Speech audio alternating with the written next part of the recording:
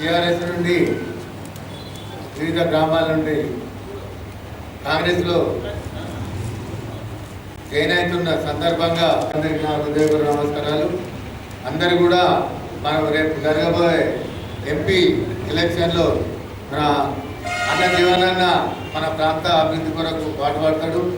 మరి బీజేపీ అయితే మనకు చేసింది ఏం లేదు, మీ అందరికీ తెలుసు. 5 సంవత్సరాలు కనీసం ఇటు ముఖం కూడా కనిపించలేదు. ఎవరు ఎంపీ అరవింద్, మళ్ళీ ఎంపీ అరవింద్ నిలబడ్డాడు. ఆయనకు మీదనే ఉంటాయి కళ్ళు, కింద ఉంటాయి కళ్ళు అయిన. కాబట్టి దయచేసి మనం ఇక టీఆర్ఎస్కి వస్తే మన ప్రాంతపోడు కాదు, ఆయనకు ఇక బాజిరెడ్డి గోవర్ధన్ అని ఆయన కనీసం డిపైకి వస్తుందో రాదో నాకు తెలియదు. కాకపోతే మన ప్రాంతం నుండి మాత్రం మన అన్న జీవనాన్న మరి అందరి సుపరిచితుడు. ప్రొద్దున లేవగానే 6 గంటలకు అందరికి ఎవరికి ఏ ఆపద అయినా కూడా వచ్చి బాబు నేనున్నాను, మీకు ఏ ఆపద ఉన్నా తప్పకుండా నెరవేరుస్తానని మాట ఇస్తాడు.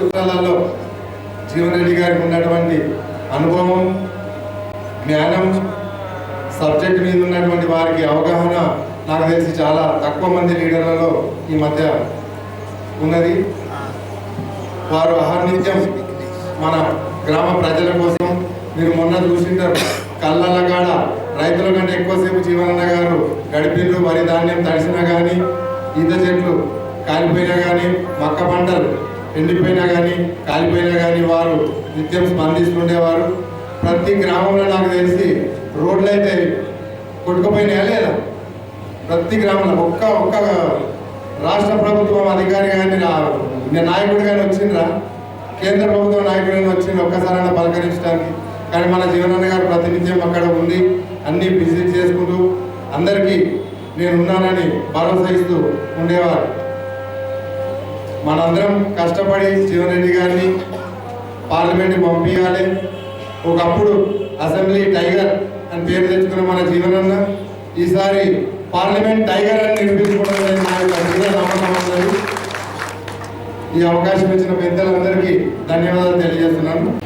ఈరోజు తెలంగాణ రాష్ట్రంలో కాంగ్రెస్ గవర్నమెంట్ వచ్చిన తర్వాత సోనియా గాంధీ ఇచ్చిన 6 గ్యారెంటీలు ప్రకటించిన తర్వాత కాంగ్రెస్ గవర్నమెంట్ వచ్చి 6 గ్యారెంటీలు అమలు చేసుకుంటూ అట్లనే మన ముఖ్యమంత్రి రేవంత్ రెడ్డి గారు అభివృద్ధి ఓదికు సంక్షేమ ఓదికు చేసుకుంటూ అభివృద్ధిలో భాగంగా మహబూబ్నగర్ నల్గొండ జిల్లాలకు ఎత్తిపోతల పథకాలు ప్రాజెక్టులు శంకుస్థాపన చేసుకుంటూ అట్లనే సంక్షేమ కార్యక్రమంలో 6 గ్యారెంటీలు అమలు చేస్తున్నారు. అట్లనే ఎన్నికల కోడ్ ఉన్నందున ఎన్నికల కోడ్ అయిపోయినాక రుణమాఫీ 2 లక్షల రుణమాఫీ, రైతు బంధు, గృహలక్ష్మి ఇంకా కార్యక్రమాలు సంక్షేమం ఎన్నో ఉన్నాయి. అవన్నీ అమలు చేస్తారు మన రేవంత్ రెడ్డి గారు. ఈ 5 ఏళ్ళ కష్టపడి అభివృద్ధి సంక్షేమం చేస్తే మళ్ళీ 5 ఏళ్ళు కూడా మన కాంగ్రెస్ గవర్నమెంట్ వచ్చే ఆస్కారం ఉంటుంది.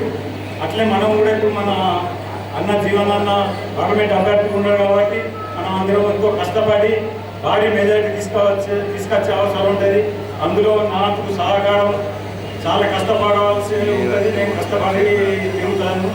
అట్లా మన కొడుకుల జైత్యాల నియోజకవర్గాలు పెద్ద మెజారిటీతో అట్లనే మనకు జీవనాన్న పెద్ద మెజారిటీతో గెలుస్తుందని తెలుస్తూ మీ అందరికి వచ్చిన నాయకులందరికీ నమస్కారాలు తెలుస్తూ ముగిస్తున్నాను. ప్రతి ఒక్కరికి, మహిళలకు, సోదరులకు, సోదరిమణులకు, ప్రతి ఒక్కరికి స్టేజ్ పైన ఉన్న వాళ్ళందరికీ, మరియు జీవన్ రెడ్డి గారికి, మున్సిపల్ చైర్మన్ నల్వాల జ్యోతి గారికి, విజయలక్ష్మక్క గారికి, అన్ని గారు, ప్రతి ఒక్కరికి నేను మాట్లాడేందంటే ఏదైనా మనం అంటే ఏదైనా వర్క్ ఇచ్చేటప్పుడు కానీ ఏది ఇచ్చేటప్పుడు కానీ అనుభవం ఉన్న వాళ్ళకి మనం ఇవ్వాలనుకుంటాం. కాబట్టి అనుభవంతో కూడిన వాళ్ళకు ఓటేస్తే మన ఓటు అనేది వృధా కాదు. అనుభవం లేని వాళ్లకు పదవి ఇవ్వడం వల్ల ఏం జరుగుతుంది అనేది నేను ప్రత్యేకంగా అనుభవంతో చెప్తుంది ఏంటంటే మా మున్సిపల్ ఆఫీస్కు పదవి ఇవ్వడం వల్ల చాలా, ఎందుకంటే అనుభవం లేని వ్యక్తికి, ఒక చిన్న వ్యక్తి అంటే చదువుకున్న అమ్మాయిని తనకి ఇచ్చిర్రు కానీ తనకి ఏం తెలియదు. ఇప్పుడు కూడా అంతే. ఇప్పుడు ఏంటంటే మన అనుభవం లేని తనకు అరవింద్ అనే అసలు మనకు తెలియదు. మన జైత్య ప్రజలకైతే చాలా మందికి ఎంపీ ఎవరంటే అరవింద్ అనే విషయం కూడా చాలా మందికి తెలియదు. కాబట్టి అనుభవం లేని వాళ్ళు ప్లస్ మనకి ఎవరు తెలియని వాళ్ళకు మనం పదవిచ్చి ఓటేసి మనం అది చేసుకోవడం కన్నా మనలో ఉండి మనతో ఉండి మన వెంబడే ఉండి ఎప్పుడు ప్రజల్లోనే ఉండే ఒక గొప్ప వ్యక్తి జీవన్ రెడ్డి గారు. తనకు ఓటు వేసి మన ఓటు వృధా చేసుకోకుండా మనతో పాటు ఇంకో 10 మందిని కూడా ఓటు వేసి మనం కృషి చేయాలి, జీవనను గెలిపించుకోవాలి. ఈ అవకాశం ఇచ్చినటువంటి జీవనన్న గారికి మరియు మా సోదరులందరికీ ఈరోజు చూసుకుంటే పార్లమెంట్కి సంబంధించి ఒకే ఒక వాళ్ళ నినాదం ఏంటంటే శ్రీరామం. అంటే మనం పుట్టినప్పటి నుంచి కూడా దేవుళ్ళని పేరుతోనే పెరుగుతున్నాము, కానీ ఒకే ఒకటి రామాలయం శ్రీరామ అని చెప్పడం మాత్రమే వాళ్ళు చేస్తున్నారు. వాళ్ళు చేసింది ఏదీ లేదు కాబట్టి చెప్పుకోవడానికి కూడా వాళ్ళకి ఏదీ లేదు కాబట్టి ఒకటి హిందుత్వం అనేది తీసుకురావడం జరిగింది. నిజంగా ఏదైనా ఎలక్షన్స్లో పోరాడాలి అంటే అభివృద్ధి కార్యక్రమాలు లేవు కాబట్టి ఇప్పుడు ఓన్లీ హిందుత్వాన్ని తీసుకురావడము, మేము రామ మందిరం కట్టినామని చెప్పి తీసుకురావడం జరిగింది. ఇప్పుడు చూసుకుంటే మోడీకి మాత్రమే ఓటేయాలనడం జరిగింది. నిజంగా మోడీకి ఎందుకు వేయాలి అంటే నిజంగా ఒక హిందుత్వం అనేది తీసుకురావడం జరిగింది. అదేవిధంగా ఇప్పుడు 9 సంవత్సరాలు 10 ఏళ్ల నుంచి మోడీ గారు పీఎంగా ఉన్నారు. ఒక్క వీడియో ప్రెస్ మీట్ కూడా పెట్టలేదు.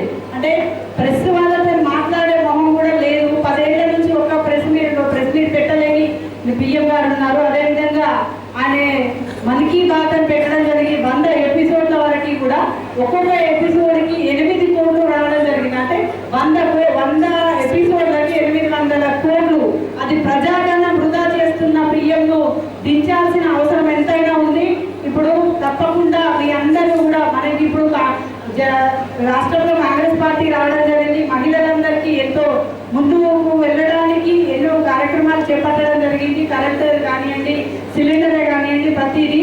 అదేవిధంగా ఇప్పుడు చూసుకుంటే రేవంత్ రెడ్డి గారు మహిళలకు సపోర్ట్గా ఉన్నారు కాబట్టి తప్పకుండా మీ అందరూ ఇప్పుడు జీవరెడ్డి గారిని గెలిపించినట్టయితే మన పార్లమెంటరీకి పంపినట్టయితే తప్పకుండా మనందరికీ కూడా రాష్ట్రంలో కాంగ్రెస్ పార్టీ ఉంటుంది, కేంద్రంలో కంపల్సరీగా కాంగ్రెస్ పార్టీ వస్తుంది. కాబట్టి తప్పకుండా మీరందరూ జీవరెడ్డి గారిని గెలిపించాల్సిందిగా ప్రతి ఒక్కరిని కోరుకుంటూ సెలవు. వాళ్ళు ఏమైనా కానీ రాముడు కడితే వాళ్ళకి వేరే లేదు. 2014లో ధరలు ఏమున్నాయి, నిత్యావసర వస్తువులు, పప్పులు కానీ నూనెలు కానీ, మరి ఇవాళ ఏం ధరలు ఉన్నాయి. అలాగే డీజిల్ పెట్రోల్ కానీ ఎల్పిజి కానీ దయచేసి ఇవన్నీ ఒకసారి ఆలోచించాలి.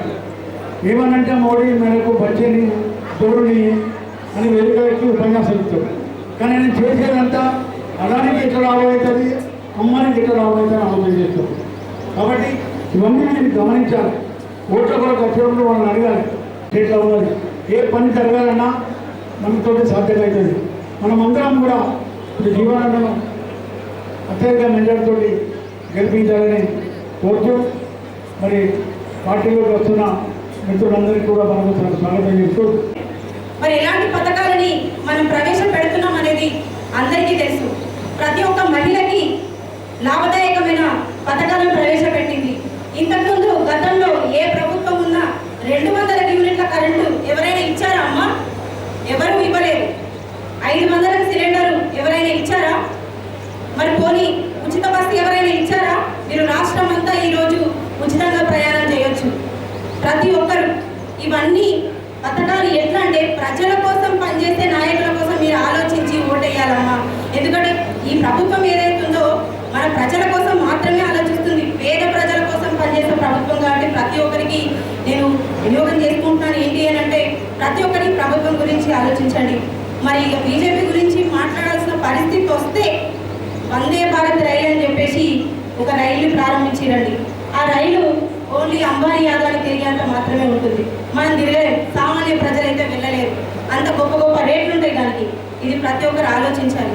జీవనన్న గెలిచిన తర్వాత ఒక మాట ఇచ్చిండు, ఏమని, నేను గెలిచిన తర్వాత ఇక్కడి నుంచి నేను తిరుపతి వరకు, ఢిల్లీ వరకు ఇట్లా రైలు వేపిస్తానని చెప్పేసి ఒక స్పీచ్లో చెప్పాను.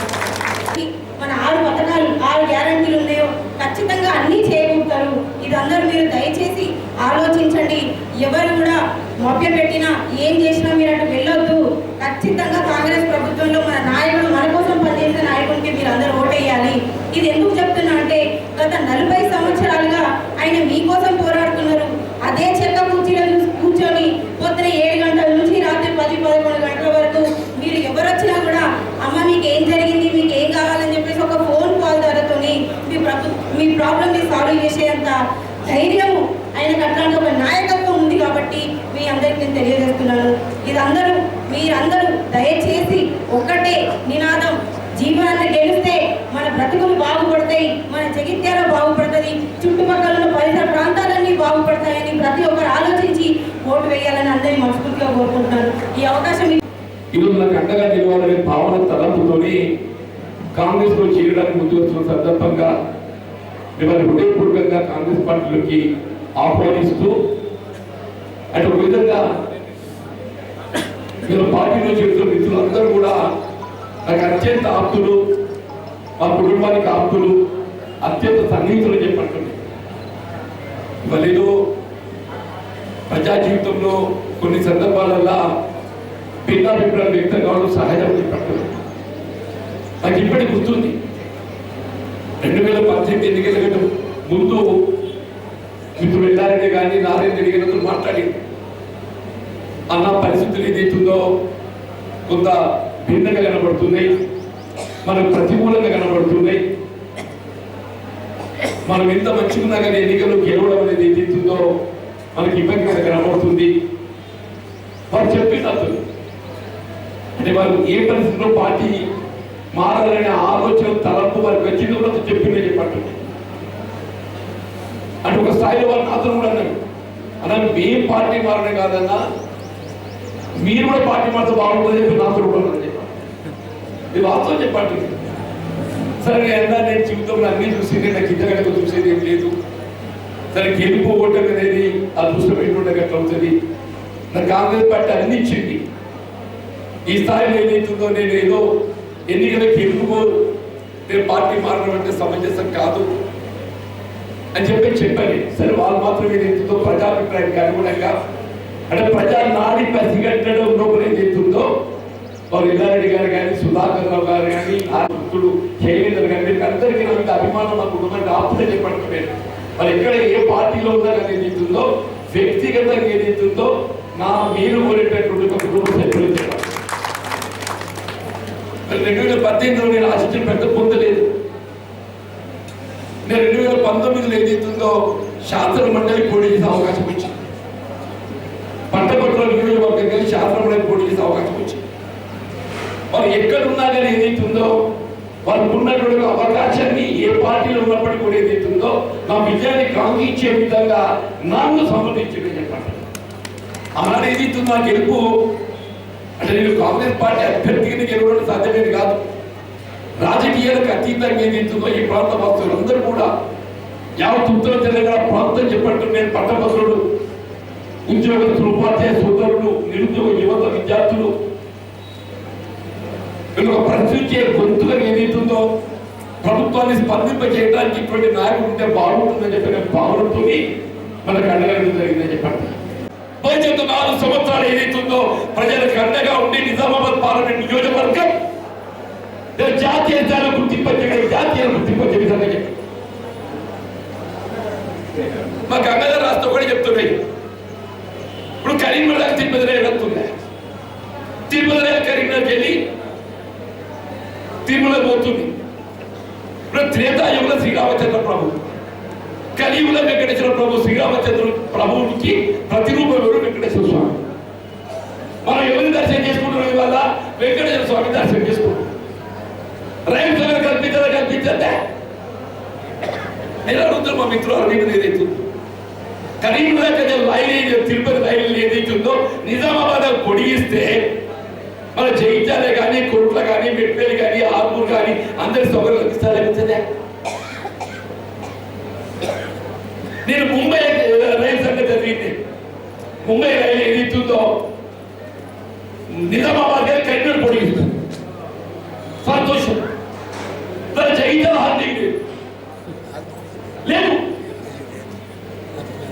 జైత్యాల హార్దింగ్. మరి అదేదో నాకు అర్థం కాదే. నేను చెప్తున్నాను ఆయన, జూన్ 4 నాడు ఎన్నికల ఫలితాలు రాబోతున్నాయి. నీకు జూన్ చివరిలోగా తిరుపతి రైలు ఏదైతుందో నిజామాబాద్ దాకా ఎక్స్టెండ్ పొడిగింపజేయబడే విధంగా, ముంబై రైలు ఏదైతుందో జగిత్యాల హార్దింగ్ లింగంపేటలో పెట్టే విధంగా ఏదైతుందో నేను కార్యక్రమం అమలు చేస్తాను. మా మిత్రులు అరవింద్ పరిచయం నాకు తెలుస్తలేదు. రాష్ట్ర పరిధిలోనే నీ చేతులు లేదు. ఈ రెండైతే కేంద్ర ప్రభుత్వ పరిధిలోని కదా, ఈ రెండు కేంద్ర ప్రభుత్వ పరిధిలోని కదనే. దయచేసి ఆలోచించండి నేను చెప్పంటున్నాను. దయచేసి ఆలోచించండి నేను చెప్పంటున్నాను.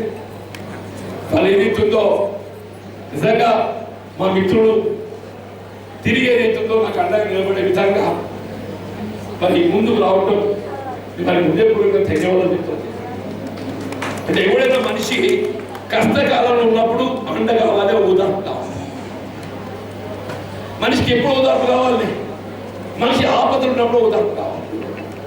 మరి వాళ్ళందరూ ఏమనుకుంటున్నారు? పాపం జీవన్ రెడ్డి మనోడు, మనకి ఆప్తుడు, తన రాజకీయ విభేదించిన 18 నాడు గెలుస్తా చెప్పని ఏదో బాగా ఉరికిండు. వాడు ఒక్కడు ఉరికిండు కానీ అంత శాతగా లేదు. మరి ఇప్పుడే మనం అండగా నిలబడదామని చెప్పి వాళ్ళు తోడొస్తుంది. మంచిదే కదండి.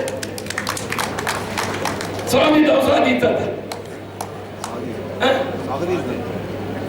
దయచేసి అందరూ కూడా కలిసి పని చేద్దాం. ఎవరి బాధ్యత వారికి ఉంటుంది. రాజకీయంగా 2 రకాలు. ఒకటి క్రమశిక్షణ, రెండోది ప్రజా నాడి పసిగట్టడం. ఒకటి క్రమశిక్షణ, గెలుపు ఓటమికి సంబంధం లేకుండా పార్టీ క్రమశిక్షణ. రెండోది ప్రజా నాడి పసిగట్టడం. ఇప్పుడు ప్రజాభిప్రాయం తీర్పు ఏదైతుందో భిన్నంగా రాబోతుందో తెలిసినప్పుడు ఏదైతుందో మన క్రమశిక్షణ ఏం చెప్తుంది? నాలాంటి వాడు అయితే అన్ని చూసినా ఇలా ప్రజలు ఎట్టుంటే ఉందిరా మొండి నేను కొట్టాడుతా చెప్పి నేను కొట్టాడుతుంది. వీళ్ళేంది ప్రజాభిప్రాయాన్ని ప్రజా నాడిని పసిగడుతుందని చెప్పారు.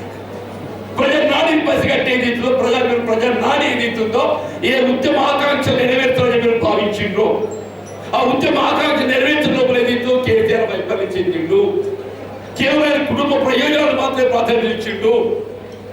ఇవాళ ఏదైతుందో కుటుంబ ప్రయోజనాలు కాదు, ఈ రాష్ట్ర ప్రయోజనాలను పాటుపడే ఒక రాజకీయ పార్టీ కాంగ్రెస్ పార్టీ భావంతో నింపుతో కాంగ్రెస్ పార్టీ. దయచేసి మా మిత్రులకు మరొకసారి ధన్యవాదాలు చెప్తూ, మరి ఆడబిడ్డలు నిజంగా మీకు అందరికీ ఉండబెడుతుంటాలి. అందరు మీ చేతుల్లో బతుకు. అందరూ మగోడు తాగి తడిపో ఆఖరికి తేలో అంటే వెళ్తారు. మీరు తాగరు తడుకో. మా ఓటు మాత్రం చక్కగా ఉన్న ఊరు చూడుకున్నామా, ఉన్న ఊరు నుండి ఆపద సంపదలు అక్కడికి చూడు. ఏం చూస్తారు? ఆపదల సంపదలు అక్కడికి చూడు అని చెప్పండి. Thank you.